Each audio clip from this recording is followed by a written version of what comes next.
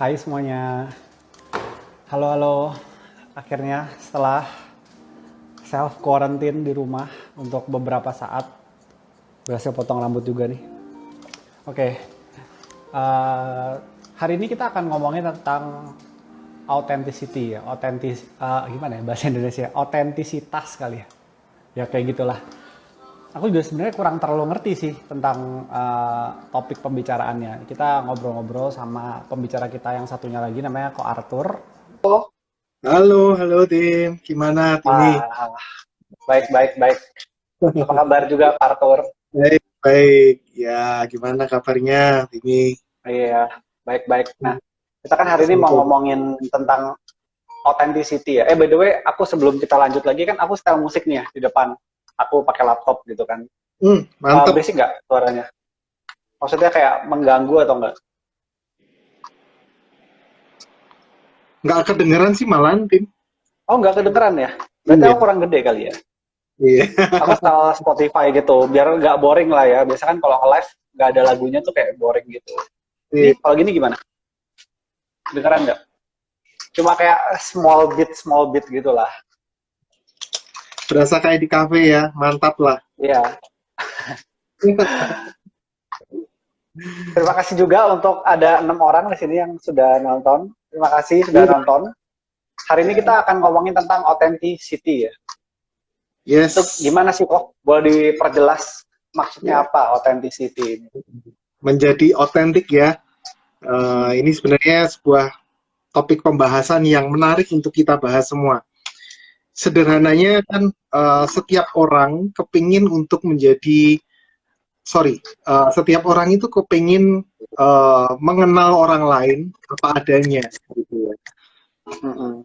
Lain orang yang menjadi otentik itu orang yang tidak mengenakan topeng, gitu. Orang yang Hmm. adanya, gitu. Cuma nanti kita juga akan membahas itu, apakah menjadi otentik, menjadi apa adanya itu kita bisa menjadi orang yang seada-adanya aja, gitu. Nah, mungkin ini suatu hal yang berbeda menjadi apa adanya dan menjadi orang yang seadanya. Kira-kira Itu gitu. gimana itu maksudnya? Seru sekali itu sepertinya. Ya, mungkin banyak orang yang berpikir bahwa menjadi otentik itu menjadi orang yang berani untuk menyatakan dirinya seperti apa, seperti bagaimana, dan, nah ini yang paling mungkin agak berbahaya ya, yang belakangnya. Tanpa peduli orang lain mau omong apa, gitu. Hmm. Jadi kalau boleh dibilang, peduli amat sama omongan orang, peduli amat sama pendapat orang, yang penting gue happy. Yang penting saya menjadi orang yang jujur, gitu. Nah, tapi kalau kita melihat mungkin otentisitas, menjadi otentik, itu nggak sesimpel kita menjadi orang yang seadanya aja. Gue adanya gini nih, gitu ya. Kalau gue adanya, misalnya nih contoh ya, gue adanya orangnya kalau ngomong keras gitu ya, ya aku akan sikat aja kalau gue nggak suka sama seseorang gitu. Gue akan Hmm. open aja ngomongnya. Nah, mungkin otentisitas itu juga perlu ada batasnya begitu ya. Kalau di dalam pandangan saya. Kalau menurut kamu Batasnya gimana? apa tuh? Batasnya apa tuh kok? Kalau menurut pandangan Pak Arthur? Mungkin batasnya adalah kita mengerti yang namanya otentisitas itu perlu di dalam sebuah uh, tatanan kehidupan yang kita itu nggak hidup sendiri gitu ya. Kita hidup bersama orang-orang lain begitu. Yang mana orang lain itu mungkin juga memiliki pendapat. Let's say contoh ya contoh. Uh, gue ini otentik nih orangnya. I'm a smoker gitu loh. Saya seorang perokok gitu. Kalau gitu, gue kalau misalnya di dalam bus gitu kan, gue akan ngerokok tuh, ya. Dan kemudian ketika ada orang Hmm. lain yang komplain, ya kan, loh mana pengumumannya nggak ada tuh aturannya, misalnya di bisnya Hmm. kan ini, Ya, ya, memang tidak ada aturan semisal ya. ya betul. Tapi dia Tetapi nggak peka gitu terhadap apakah itu mengganggu orang atau enggak sebenarnya ya. exactly, betul sekali. Hmm. Ya. Jadi otentisitas itu ada batasnya, yaitu apakah kita di dalam hal-hal tertentu itu juga menjadi orang yang menyakiti orang lain gitu ya. Jadi orang yang malah merugikan untuk orang lain gitu ya. Yes. Dengan kita berusaha menjadi diri kita sendiri, tapi kita tidak, gimana ya, kita lupa kalau kita tuh biarpun jadi diri sendiri, kita tuh tetap hidup dalam tatanan sosial yang gimana pun juga ada ketemu orang, kita tuh nggak bisa sendiri gitu ya. Jadi kita harus Iya, memahami hak-hak orang lain juga ya gitu, dengan kita menjadi otentik gitu ya. iya, Kalau aku boleh betul. tanya kok, kalau menurut Pak Arthur, emang menjadi otentik keuntungannya apa sih? Kenapa kok, kita kan ngebahas otentik, kenapa kita perlu jadi otentik gitu? Nah, ini pertanyaan yang menarik sekali ya ini ya. Eh, Kalau menurut saya itu menjadi otentik itu lekat kaitannya dengan kita menjadi orang yang bahagia gitu. Menjadi orang yang gembira, menjadi orang yang memiliki hati yang gembira, itu ada kaitannya. Nah, bahkan ini ya, ada survei di tahun 2014 di Louisiana University, itu yang mereka itu memberikan sebuah penelitian mensurvei para mahasiswa, yaitu orang-orang yang milenial ya umumnya ya, apakah mereka memiliki otentisitas dalam kehidupannya, dan kalau iya, itu apa hubungannya dengan kepuasan hidup. Dan ternyata orang-orang yang memiliki otentisitas di dalam kehidupannya itu memiliki tingkat kepuasan hidup yang lebih tinggi daripada orang-orang yang menjadi tidak otentik gitu ya. Nah, jadi saya percaya sih ya, ketika kita menjadi orang yang otentik, itu kita akan bertumbuh menjadi diri kita apa adanya, bukan seadanya seperti tadi saya ungkapkan ya, kita menjadi diri apa adanya, dan kita menjadi orang yang lebih happy lagi, gitu. Lebih happy. Dan kalau bisa happiness-nya juga spreading ya, membuat orang-orang lain yang di sekitarnya juga, oh ya jadi otentik juga kayak gitu ya. Mantap, iya betul, kira-kira gitu. Sekarang kalau tadi kan kita ngomongin otentik nih, mungkin banyak yang belum jelas, jadi aku mau pakai majas perbandingan gitu ya. Jadi membandingkan, kita kan tadi ngomongin otentik terus. Ya sekarang kita ngomongin, emang yang contoh-contoh yang tidak otentik itu seperti apa sih dalam kehidupan sehari-hari? Menjadi pribadi yang tidak otentik, kalau menurut Pak Arthur itu gimana? Yang berarti kalau lawan kata tidak otentik apa? Fake berarti ya? Orang yang fake gitu kan? Fake ya, yes, exactly, fake ya. Jadi orang yang kalau fake. Menurut Pak Arthur gimana? Orang-orang yang fake itu ciri-cirinya? Ciri-cirinya orang yang fake itu adalah orang-orang yang insecure dengan dirinya sendiri. Orang-orang yang memakai berbagai macam topeng di dalam kehidupannya supaya dia dinilai lebih daripada dirinya sendiri gitu. Nah, topeng-topeng macam sih kalau saya lihat ya. Mungkin nanti Tini juga punya pendapat yang lain, go ahead. Tapi saya melihat kira-kira ada yang namanya topeng intelektualitas gitu ya. Ingin terlihat gimana tuh? Oh, ingin terlihat pintar. Ingin terlihat pintar dengan dia caranya, cara ngomongnya dibagus-bagusin gitu kan. Sedikit dibas-basin suaranya, diberat-beratin gitu ya. Biar terlihat kayak pembawa acara TVRI. Zaman dulu kan suaranya harus berat gitu kan kalau jadi pembawa acara. Betul. Kemana-mana yang dipamerkan adalah gelarnya misalnya gitu. Ada ya orang yang kayak gitu ya.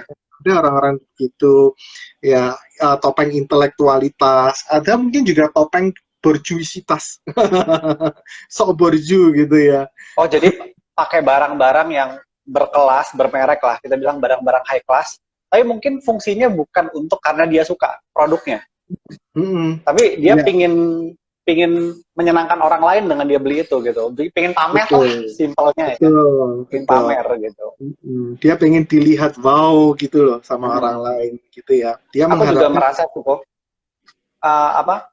orang yang tidak otentik itu salah satunya juga dia contohnya adalah kita bilangnya people pleaser. Jadi orang yang berusaha membuat seneng orang lain gitu. Padahal nggak semua orang, maksud gimana ya? Kamu tuh tidak wajib untuk membuat semua orang senang gitu.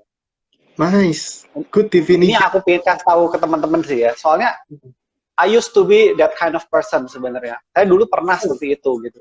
Jadi pingin gimana ya? Pingin semua orang tuh suka sama aku gitu. Iya. Jadi kayak pertama itu membuat diri kita susah juga. Kayak aduh.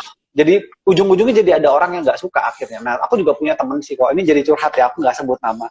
Aku punya teman itu salah, dia people pleaser banget dulu waktu kuliah gitu ya. Jadi sampai di titik teman-teman tuh mintain dia bikinin tugas ke temanku ini. Wah, ya ya ya. Tolong bikinin tugas dong, soalnya dia teman-teman tuh tahu ini orang tuh yes man, apa-apa yes gitu. Dia nggak berani nolak kayak gitu karena nggak enakan, sungkanan. Jadi kita dulu suka bilang, ih kamu kok sungkanan banget sih jadi orang, udahlah nggak usah sungkanan banget kayak gitu. Saking sungkanannya itu nggak bisa nolak, jadi dia itu menderita karena sungkanannya itu, tapi dia nggak berani ngomong di depan orang ya, dia tidak bisa membela dirinya sendiri di depan orang lain gitu karena sungkanannya ini gitu. Tapi bisanya jadinya ngomongin di belakang, jadi akhirnya curhat gitu sama kita, aduh aku kok capek ya kuliah gini-gini ya, lu udah tahu bikin tugas susah, masih bikinin tugas orang lain kayak gitu. Oh, gitu ya. Jadi budaknya teman-teman jadinya ya. Iya, karena pingin berteman gitu loh. Padahal ya udah sebenarnya you don't have to berteman sama orang-orang kayak gitulah intinya. Iya, good. It's okay kayak gitu. Aku seneng ya. Lu cuma dimanfaatin doang kayak gitu sih. Iya. Ini kita ngomongin yang orang-orang yang menurut aku tidak otentik gitu. Dia melakukan hal-hal yang dia terpaksa untuk sukai demi kepuasan orang. Yes. Kayak gitu. Jadi buat teman-teman yang nonton kayak gitu, mungkin ada yang merasa seperti itu, merasa tersentil dengan omongan kita ya. Semoga segera berubah. Ya. Timi, gitu. Itu kalau dengan definisi kamu tadi ya, kamu mengatakan orang-orang yang fake itu adalah orang-orang yang people pleaser gitu ya. Lalu salah satunya. Salah satunya. Lalu kamu ngomong satu hal yang menurut aku menarik nih, dan aku quite agree, yaitu kamu ngomong gini, tidak semua orang tuh harus disenangkan. Wah, ini aku totally agree dengan hal ini. Tidak semua orang harus disenangkan. Nah, mungkin buat teman-teman yang lain supaya bisa ngerti juga siapa kira-kira orang yang perlu kita senangkan dan orang-orang yang tidak perlu kita senangkan. Mungkin kamu gimana menurut Arthur? Penjelasan. Nah, kalau menurut pandangan aku atau gimana? Atau Arthur dulu deh. Menurut pendapat Timi ya, aku pengen ngerti ya supaya nanti habis itu ke Arthur ya gantian ya. Jadi kalau menurut aku orang-orang yang tidak perlu di-please adalah sebenarnya orang-orang yang deket-deket sama kita tapi tidak gimana ya, cuma ada maunya lah, orang-orang yang ada maunya sebenarnya. Oke. Deket-deket misalkan cuma karena kita punya sesuatu yang dia mau. Sesuatu itu macam-macam, bisa harta, bisa ketenaran, fame kayak gitu. Bisa lagi karena misalkan aku deket-deket sama dia karena dia apa ya, misalkan pinter gitu, biar dibikinin tugasnya. Ada yang kayak gitu. Terus ada juga, kayak dulu aku di sekolah tuh kerasa banget ya, ada geng-geng gitulah ya. Jadi kayak orang yang maunya kumpul cuma sama orang-orang yang status sosialnya segini. Itu ada kalau di kampus dulu. Nah, aku merasa itu kayak, wah itu kayaknya ini perkumpulannya kurang sehat ya, karena berbasiskan status sosial kayak gitu sih. Ya aku melihatnya kayak gitu sih kok dulu. Waktu aku di kampus ya. Jadi yang golongan anak sultan kumpulnya sama anak sultan gitu ya. Yang orang-orang yang gembel kumpulnya sama orang gembel.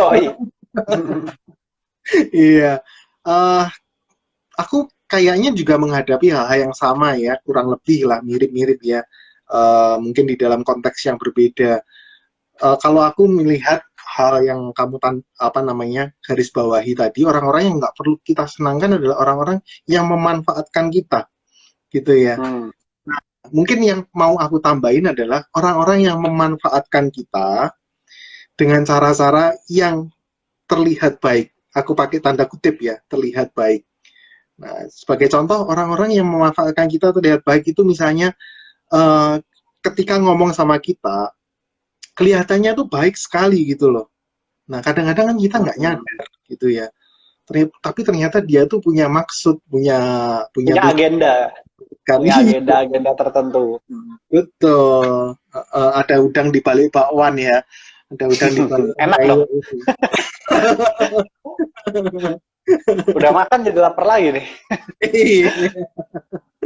Iya. Lalu ini ya Timi, aku mau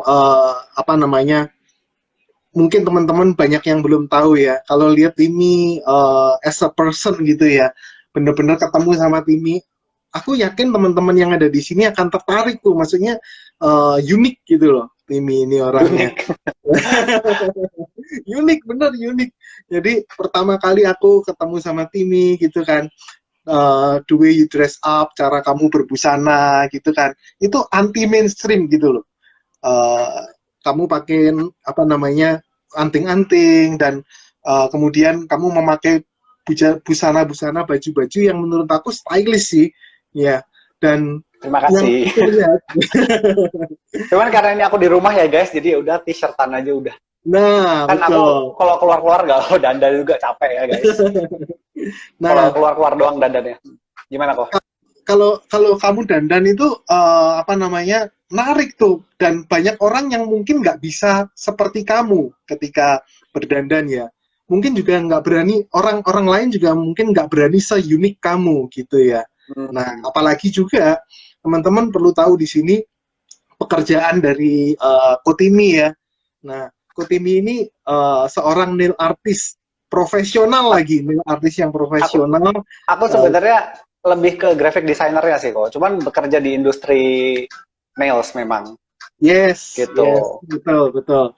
But at least kamu mempunyai pekerjaan itu juga, gitu kan? Ya, aku Dan bisa kamu lah bikin seorang nail graphic art bisa. designer. Nah, Nah, yang menurut aku juga sesuatu hal yang unik sekali, gitu kan? Gitu. jarang ya cowok Nah, bikin nail art ya. jarang, jarang, gitu kan? Dan mungkin itu juga tercermin dari kecintaanmu akan art, kemudian juga kamu bisa wujudkan di dalam pekerjaan, di dalam nail art, gitu ya. Nah, aku mau nanya nih ke sama Tini ya. Ketika kamu menjadi orang yang seperti demikian, jadi orang yang unik, apakah kamu merasa lebih konten ya hidup kamu? Apakah kamu merasa lebih happy? Atau juga kamu mungkin ada orang yang mungkin mengkritik gitu ya? Kalau apakah ada gitu ya? Dan bagaimana kamu bisa menghadapi hal seperti ini gitu? Ya, Kalau aku aku pengen belajar. ceritanya gini sih kok. Ceritanya dari kecil aku tuh tidak pernah membeli baju sendiri. Jadi Oh, baju selalu oke. dibeliin sama orang tua gitu. Jadi aku tidak pernah punya pilihan sih waktu kecil sebenarnya. Karena ya udah kamu dipakein baju ini, terima jadi aja gitu. Nah, Mm, terus itu sampai SMA sih kurang lebih. Sampai SMA kurang lebih itu aku baju-bajunya semua yang ada aja gitu, yang disediakan. Jadi aku tidak pernah memiliki pilihan gitu. Nah, padahal aku sebenarnya ternyata aku baru sadar tuh belakangan setelah pas kuliah aja, ternyata memang beberapa orang kan media ekspresinya macam-macam. Kalau di aku salah satu media ekspresinya justru di cara berpakaian sebenarnya. Kayak gitu. oke. Memang aku berpakaian untuk dilihat orang ya. Maksudnya gini, kita nggak munafik lah ya. Aku memang punya filosofi kita tuh berdandan, jangan pernah kita berdandan atau berstyle itu untuk orang-orang lain gitu. Karena ketika kita sudah memiliki pola pikir, oh I want to please somebody with my style gitu, Mm, nanti kamu akan kecewa gitu. Karena nggak oke. semua orang akan approve dengan gaya kamu kayak gitu. Nah, Yes. jadi memang aku berekspresi aja dengan fashion itu ya buat aku senang sendiri aja gitu. Tapi ya dengan cara aku menunjukkan ke orang lain, aku show off ke orang kayak gitu. Makanya kalau di Hmm. rumah nggak usah pakai fashion dan udah ya baju kaos aja biasa gitu. Keluar doang baru dandan. Kalau memang bener-bener pingin mengekspresikan diri, kan target diri sendiri kapanpun dimanapun kita stylish aja gitu kan. Tapi kan pada kenyataannya aku yakin nggak ada di dunia ini orang yang maksudnya nge-style untuk diri sendiri, pure untuk diri sendiri itu aku rasa jarang sih. Mungkin bisa Ya. dihitung jari di seluruh dunia gitu kan. Nah, kita memang mau menunjukkan ini ke orang lain, cuman in the end of the day, kita hanya tidak mencari approval dari orang lain gitu. Kita cuma mau nunjukin ini loh kita, tapi kita nggak butuh approvalnya kayak gitu sih. Nah, jadi Oke. semenjak kuliah itu aku kan mulai tinggal sendiri kan. Jadi mulai lepas dari orang tua waktu kuliah, dan di situ tuh udah mulai bisa eksperimen beli baju sendiri. Ternyata bisa ya mix and match kayak gini gitu. Wah, itu kan sekarang kalau ko Arthur lihat aku jadi ko Arthur aku yakin nggak pernah lihat aku pakai baju warna lain selain hitam kan. Iya, iya, iya. Ya kan? Nah, aku kalau waktu kuliah buset dah itu baju dari Mejiku Hibinio ada semua. Dari yang kayak dulu tuh aku pernah pakai baju Pelangi, warna pink udah kenapa kok? pelangi kamu kalau kuliah ya. Iya, iya. Dulu tuh pernah pakai baju warna pink, udah pinknya tuh bukan pink yang biasa ya. Pinknya tuh yang stabilo, tau nggak? Wah, jadi bener-bener minta diperhatikan banget gitu kan. Wah, ya look at me. Ini udah pink stabilo nih. Jadi untungnya waktu itu aku kuliah desain di mana anak-anak desain itu bentuknya juga beragam sih sebenarnya. Hmm. Jadi kayak biarpun kita trying to mencolok lah, kita ingin mencolok, tapi di kampus ya udah kita flat-flat aja karena yang lain juga ekstra gitu. Iya, iya, iya. Gitu sih. Ya itu di situ aku berusaha akhirnya kayak wah ternyata seru juga ya bisa mengekspresikan diriku sendiri lewat cara berdandan gitu ya. Teman-teman, kalau aku rasa mengekspresikan diri nggak harus dengan cara berdandan, tiap-tiap orang punya cara sendiri-sendiri gitu kan. Ada yang dengan berkarya menggambar, ada yang bikin musik, ada yang apain macam-macam kayak gitu, ada yang menulis gitu. Nah, jadi intinya poinnya adalah jangan, kalau menurut aku, jangan pernah berkarya dalam bentuk apapun untuk please orang lain, untuk membuat orang lain tuh senang gitu. Kecuali kamu ada di industri ya, misalkan industri fashion, ya kamu bikin baju berdandan jadi model untuk orang lain gitu. Itu tapi karena point of view-nya industri gitu, kapitalisme. Cuman kalau karena di sini kita ngomongin tentang otentisitas diri sendiri, menurut aku ya teman-teman jadi diri yang otentik aja. Dan nah ini aku juga aku termasuk salah satu orang yang tadi Pak Arthur bilang sebenarnya kurang positif juga, karena aku tuh kalau untuk hal-hal tertentu aku nggak dengerin orang lain. Untuk hal-hal tertentu, salah satunya fashion, itu aku nggak dengerin, bener-bener tutup kuping. Jadi kamu mau ngomong apa aku nggak peduli kalau di hal fashion gitu.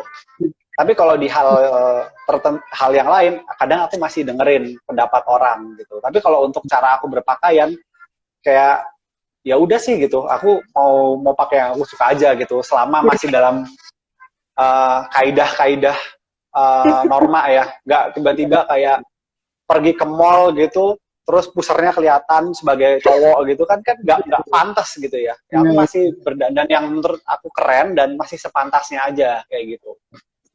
Yes. Atau mungkin kamu pakai baju yang misalnya transparan semuanya gitu kan, itu nggak sekali. Kita yang sepantasnya aja lah, menurut aku sih gitu. Aku tertarik sih sama kata kamu tadi, yaitu ketika kamu berbusana, kamu dress up, itu untuk mengekspresikan diri, gitu ya. Dan itu bukan kamu lakukan untuk berdandan untuk mencari approval orang lain. Pujian orang. Betul. Dan itu perlu kita lakukan bukan hanya di dalam kehidupan kita, misalnya dress up, berbusana, tapi dalam apapun ya. Kita melakukan karya apapun, sebaiknya kita melakukannya ya untuk mengekspresikan diri kita. Kecuali memang ada case-case tertentu di mana ya itu ada kaitannya dengan pekerjaan, kayak kamu tadi bilang menjadi model gitu kan ya. Kalau jadi model kan kita juga nggak bisa, gue nggak mau pakai baju itu, terlalu kurang seksi gue, nah kan nggak bisa kayak gitu ya. Nah, tapi memang kita industri gitu kan. Ya, mantap, thank you. Gue dapat. Kalau Kak Arthur gimana nih? Sebagai Kak Arthur, cara menjadi orang yang otentik tuh di sisi mana kalau menurut Kak Arthur? Kan otentik ini sebenarnya sebuah spektrum yang luas banget ya di dalam kehidupan. Nah, kalau Kak Arthur gimana? Kalau aku menjadi orang yang otentik adalah menjadi orang yang aku menjadi orang yang mengekspresikan apa yang ada di dalam hatiku kepada orang lain dengan jelas gitu ya. Misalnya gue nggak seneng ini nih, aku akan ngomong pada orang itu. Ya. Ketika orang lain treat aku tidak dengan benar, tidak dengan baik, ekspresikan hal itu. Ya, aku tidak perlu untuk menjaga perasaan orang lain dan kemudian mikir, tapi kemudian aku terus-menerus terluka. Contoh misalnya orang-orang di sini kan lihat kan, aku kan stylish sekali, nggak ada rambutnya gitu kan, glowing gitu ya. Nah, aku ngerti sih orang-orang yang bercanda kadang-kadang kalau ngomong sama aku glowing atau apa, dan I'm fine with that gitu ya. Tapi ketika ada orang-orang yang misalnya contoh ngomong diulang-ulang terus menjadi sebuah lelucon yang mungkin basi ya, yang kadang-kadang lebih mirip kayak jadi nggak asik lagi ya. Jadi nggak asik lagi. Ketika di depan umum gitu, kalau misalnya manggil gitu, tak botak tak gitu ya, misalnya contohnya ya, ya gue akan ngomong sama orang itu gitu kan. Se Sebagaimanapun aku mesti ngomong, don't do that gitu ya, jangan lakukan itu. Itu Gitu. tidak menyenangkan gitu ya. Itu perbuatan yang tidak menyenangkan gitu ya. Ada Itu pasalnya ya, perbuatan tidak menyenangkan. eh, itu konteksnya sudah tidak bercanda lagi, tetapi lebih ke bullying ya. Nah, hal seperti itu mungkin perlu kita ungkapin, walaupun nah seperti saya tadi ngomong, otentisitas itu perlu ada batasnya. Saya juga nggak perlu sih ngomong ke orang itu apa namanya dengan cara yang keras sekali. Saya cukup mengungkapkannya dengan apa adanya. Jadi otentisitas itu bagi saya sih juga merupakan sebuah seni ya, seni komunikasi juga. Bagaimana kita mengkomunikasikan apa yang kita ekspresikan gitu. Kalau dalam konteks saya sih mungkin kan dalam kata-kata gitu kan. Perlu ada seni di dalam mengekspresikan perasaan saya gitu ya kepada orang lain supaya mereka ngerti, dan ya gue menjadi being true to myself gitu ya. Gue menjadi orang yang jujur apa adanya. Gue kalau nggak suka gue ngomong gitu. Kalau gue suka gue ngomong. Jadi ini menolong saya sih tim ketika ada orang-orang yang hari ini juga kadang-kadang di dalam kebudayaan kita Asia itu sangat sulit untuk mengekspresikan dengan jujur. Sebagai contoh, ketika ada teman kita yang melakukan sesuatu dengan baik, ya kan, kita jarang muji gitu loh. Paling mujinya kadang diselipi dengan bullying gitu kan. Lu anu aja, beruntung aja kayak gitu-gitu kan. Kita nggak ada salahnya kok ngomong orang lain kalau dia memang do good at something, kita muji-puji aja dia gitu. Jadi otentisitas itu sebenarnya melegakan sih ya. Kalau ada orang lain yang baik, melakukan sesuatu dengan bagus, itu akan puji, dan pujian itu sesuatu hal yang real gitu ya, bukan yang kita manis-manisin gitu. Kira-kira gitu sih ini. Aku juga mau nambahin sih kok tentang menjadi dirimu yang seutuhnya, menjadi jujur terhadap dirimu sendiri. Menurut aku ada batasannya sih sebenarnya. Apalagi kita di budaya berinternet nih, aku melihat teman-teman aku ada yang menjadi diri true to themselves, tapi ujung-ujungnya malah gimana ya? Mereka melangkahi orang lain juga. Jadi menantang, aku pingin jadi diriku sendiri. Aku nggak suka sama A, aku ngomong nih, aku nggak suka sama A gitu. Padahal itu nggak perlu diungkapkan juga. Bener itu kayak kalau kamu nggak suka ya nggak apa-apa. You are entitled to your own opinion. Itu nggak apa-apa gitu. Kalau kamu mau beropini seperti itu. Tapi nggak perlu juga diungkapin ke orangnya gitu. Ya udah sih. Kalau nggak suka ya udah diam aja. Nggak harus diungkapin juga. Kadang soalnya di internet nih aku melihat karena kita tidak ada batasan fisik ya. Jadi langsung tinggal ngomong tuh tinggal ngetik aja. Itu orang jadi lebih gampang kalau mau mengekspresikan ketidaksukaannya gitu. Nah, itu jadi kayak banyak online bullying atau apa tuh cuma gara-gara itu. Itu apa tujuannya? Aku tuh sering lihat kayak di komen di Instagramnya orang tuh ngehina-hina tuh apa tuh fungsinya apa kayak gitu. Nah, itu menurut aku batasannya di situ ya, teman-teman. Jadi kayak misalkan kamu kecuali orang itu memang udah perlu diingatkan karena orang itu benar-benar salah gitu ya. Misalkan dia mencuri ya, kamu ngomong jangan mencuri ya, itu wajar aja menurut aku. Cuman kalau cuma hal-hal yang remeh-temeh, kadang yang cuma karena ngomongin anime aja ada yang berantem coba kok.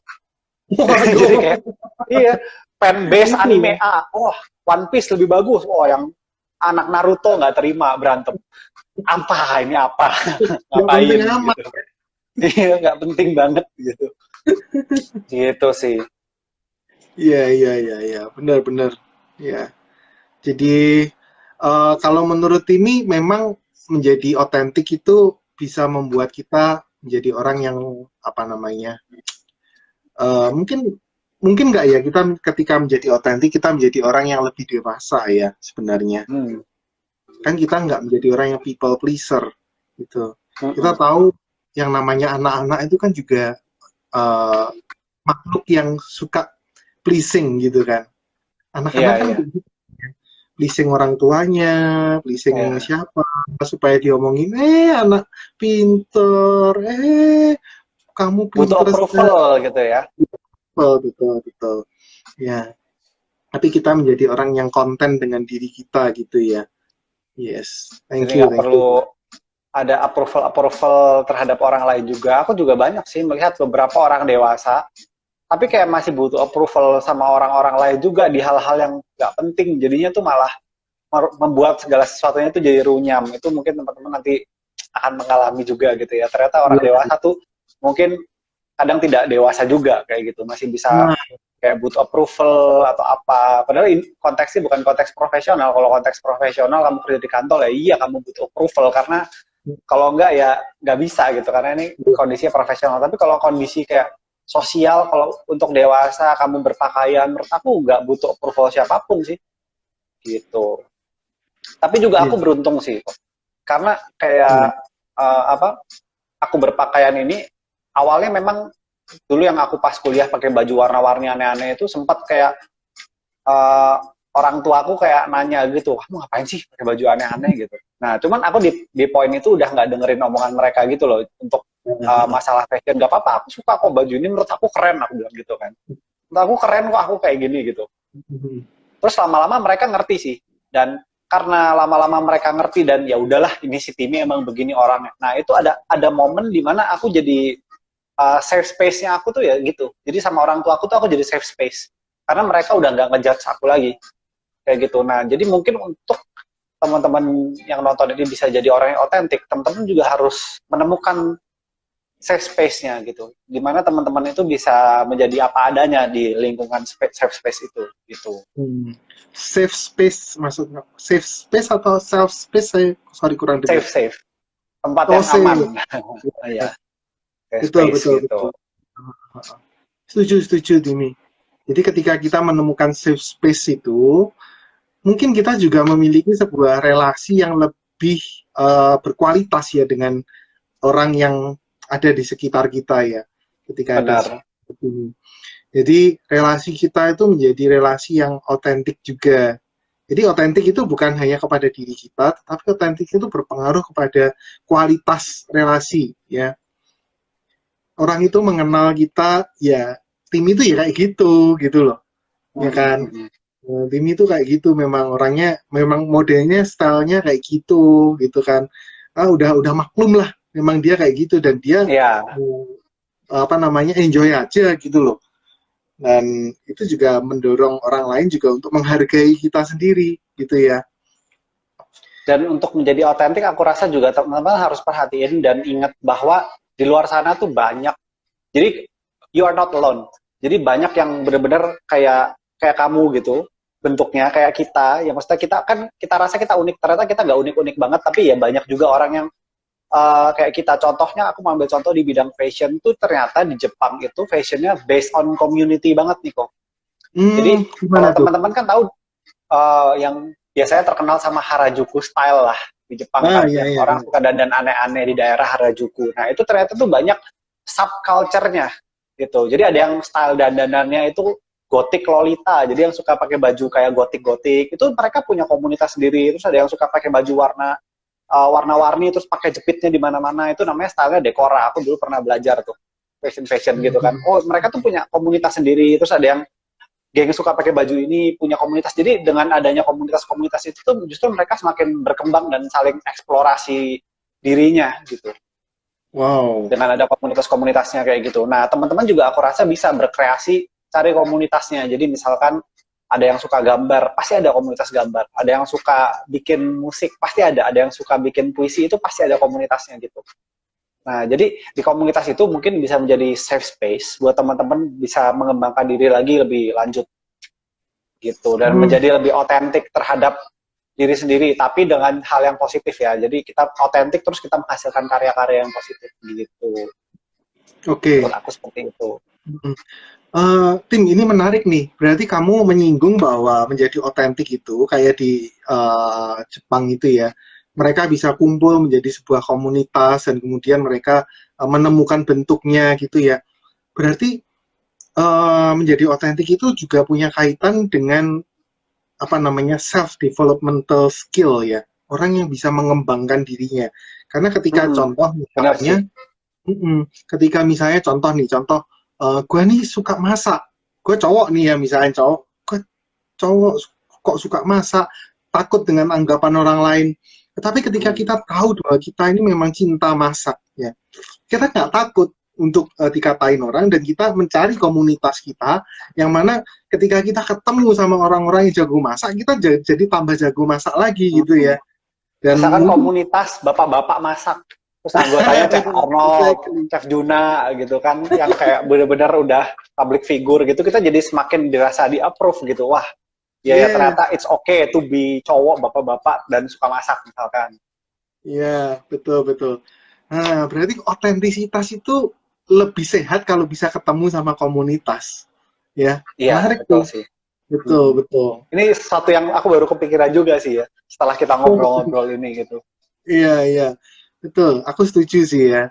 Ya, kalau misalnya kayak aku ini kan apa namanya, sebagai contoh ya, aku ini orang yang suka musik metal gitu ya. Cuma kan di dalam lini pekerjaanku saat ini, orang kok dengerin musik metal sih gak sinkron gitu loh sama Dianggap pekerjaannya. negatif ya. Nah, dianggap negatif gitu ya. Tapi sebenarnya ketika aku mendengarkan musik metal dengan segala dinamikanya, itu aku tuh bisa memahami lebih jelas lagi apa namanya, pengalaman jiwa seseorang gitu ya. Ketika dia mengalami kesuntukan, ketika dia mengalami kemarahan, kegalauan, itu kayak gitu loh yang diungkapkan di dalam sebuah musik. Dan itu memperkaya cara berpikirku sih untuk memahami orang-orang lain. Dan itu sangat berguna di dalam pekerjaanku gitu ya. Yes. Cuman sayangnya ketemu dengan grup-grup komunitas yang menyukai metal, dan seusia aku kayaknya agak susah ya di hari ini. Biasanya lebih tua lagi mungkin ya. Soalnya grup yang muda-muda sekarang K-pop ya. Iya, makanya. Sekarang yang muda-muda kalau nggak BTS, Blackpink udah itu. Nah, mereka yang menyukai apa musik itu, yang metal-metal, mereka nggak pakai online sekarang, nggak ngerti. Pakai BBM. Iya, agak BBM. Pakai pager kali. Pakai pager. Aduh. Yes. Wow, thank you bincang-bincangnya ini ya. Seru banget nih ngobrolnya. Kita kayak udah setengah jam lebih 7 menit ya ngobrolnya sama Ko Arthur. Thank you banget Ko. Semoga teman-teman dengan obrolan kita pada malam hari ini ya bisa belajar lebih otentik dan bisa belajar mulai tahu diri sendiri dulu gitu ya. Dan tahu kalau apa yang kita lakukan itu positif, kita bisa tutup kuping sih menurut aku. Jadi kita jangan dengarkan komentar-komentar negatif orang yang merendahkan dan membuat kita kayak tidak menjadi diri kita yang seutuhnya. Ya. Kita jadi tidak usah menyenangkan orang lain, tapi kita mulai dari diri sendiri juga. Itu tapi konteksnya kalau kita tahu kita di jalan yang tepat ya. Yeah. Jangan jadi hal yang negatif terus makin negatif gitu kan ya. Yeah. Oke. Thank you Ko Arthur. Thank you buat malamnya. Terima kasih juga buat teman-teman yang udah nonton. Nanti acara ini bisa ditonton lagi di IGTV-nya di Hati yang Gembira ya. Bye-bye. Sampai jumpa minggu depan.